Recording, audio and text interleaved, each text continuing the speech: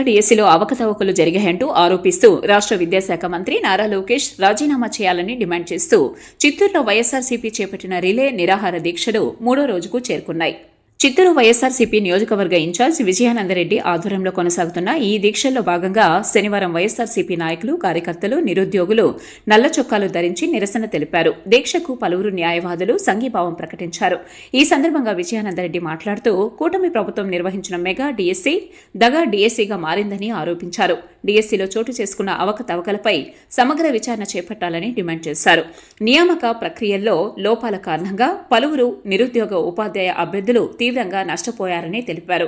DSC వ్యవహారంపై వెంటనే CBI దర్యాప్తు చేపట్టాలని, కేంద్రంలో విద్యాశాఖ మంత్రి రాజీనామా చేసిన విధంగా ఎందుకు నైతిక బాధ్యత వహిస్తూ రాష్ట్ర విద్యాశాఖ మంత్రి నారా లోకేష్ రాజీనామా చేయాలని డిమాండ్ చేశారు.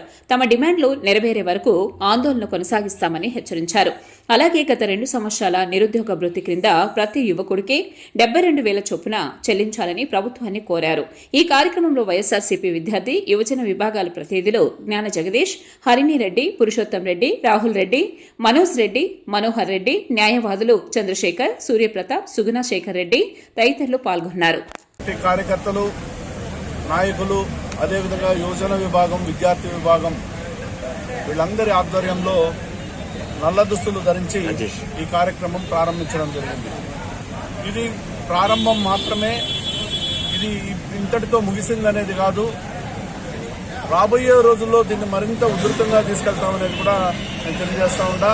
అదేవిధంగా దీంట్లో భాగంగా సోమవారం నాటికి రైల్వే స్టేషన్ దగ్గర నుంచి జిల్లా పరిషత్ వరకు కూడా నిరసన కార్యక్రమాలు చేస్తూ ప్రజల్లోకి ఈ విషయాన్ని బలంగా తీసుకెళ్లి ఏదైతే ధర్మేంద్ర ప్రధాన్ నీట్ ఎగ్జామ్స్ మీద అతను ప్రధానమంత్రి ఆదేశాల మేరకు స్వచ్ఛందంగా తప్పుకున్నారో అదే విధమైన నైతిక బాధ్యత వహిస్తూ లోకేష్ గారు కూడా రిజైన్ చేయాలి. లేని పక్షంలో ఇది నిరంతరం కొనసాగుతుంది.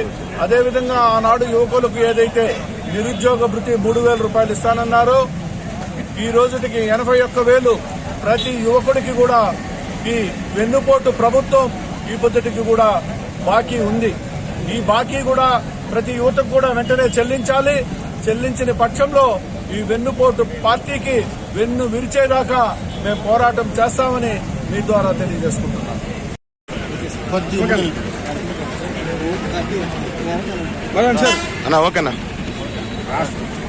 రాష్ట్రం అంతా జరిగే ఇదే నిరాహార దీక్ష ఇవాళ 3వ రోజుకు చేరుకుంది. అదేవిధంగా వైఎస్ జగన్మోహన్ రెడ్డి గారి ఆదేశాల మేరకు జరుగుతున్న రాష్ట్రం మొత్తం నిరుద్యోగులు కావచ్చు, విద్యార్థులు కావచ్చు సమ్మెలో పాల్గొని అందరూ కూడా నిరాహార దీక్ష చేస్తూ వాళ్ళ యొక్క ఆవేదనను వ్యక్తం చేసుకుంటున్నారు. అదేవిధంగా చిత్తూరులో విజయానందరెడ్డి గారి కన్వీనర్ ఆధ్వర్యంలో విద్యార్థులు, యువకులు అందరూ కూడా ప్రశ్నిస్తూ గవర్నమెంట్ ఫామ్ అయ్యి 3 years అయి కూడా ఫీజు రియంబర్స్మెంట్ రాలేదని చదువుకునే విద్యార్థులకు, తర్వాత నిరుద్యోగ భృతి ఇస్తామని యువకులకు ఎవరు కూడా ఇవ్వడం జరగలేదు. ఈ 2 కారణాలే కాకుండా చంద్రబాబు నాయుడు మేనిఫెస్టోలో ఇచ్చిన ఏ ఒక్క పేద బడుగు వర్గాలు కూడా ఏది న్యాయం చేయలేదని, ఈ యొక్క ప్రభుత్వం చిత్తశుద్ధితో పనిచేయడం లేదని, ఇచ్చిన వాగ్దానాలను ఎగరగొడుతున్నారని, తద్వారా మొట్టమొదటిగా వైఎస్ జగన్మోహన్ రెడ్డి గారి ఆదేశాల మేరకు యువత పాల్గొనడం జరిగింది. ఈ యొక్క రిలే నిరాహార దీక్షలు ప్రతిరోజు ప్రతి ఏరియాలో, ప్రతి ఒక్క ఎమ్మెల్యే కాన్స్టిట్యూన్సీ హెడ్ క్వార్టర్స్లో ప్రతి ఒక్క చోట కూడా ప్రతి ఒక్క విద్యార్థి, ప్రతి ఒక్క యువకుడు పాల్గొనడం జరుగుతూ ఉంది. ఎందుకంటే ఇవాళ కూడా మేము క్వశ్చన్ చేస్తున్నాం. నారా లోకేష్ గారు కూడా ఈ యొక్క ఉద్యమాన్ని చూసి ఆయన వెంటనే కేంద్ర ప్రభుత్వంలో విద్యాశాఖ మంత్రి రిజైన్ చేసినట్టు నారా లోకేష్ గారు కూడా ఈ యొక్క ఉద్యమాన్ని ఆలకించి ఆయన రిజైన్ చేయాలని, విద్యార్థులకు తక్షణమే న్యాయం జరగాలని, అదేవిధంగా నిరుద్యోగ భృతి కూడా ప్రతి నెల నిరుద్యోగ చదువుకునే పిల్లలు ఉద్యోగం లేకుండా ఉండే వాళ్ళందరూ కూడా డబ్బులు కట్టించాలని, ఇవన్నీ కూడా ఇప్పటికి 3 సంవత్సరాలు డబ్బు బాకీ ఉన్నది ప్రభుత్వం, వాళ్ళందరూ కూడా కట్టించాల్సి ఉంది.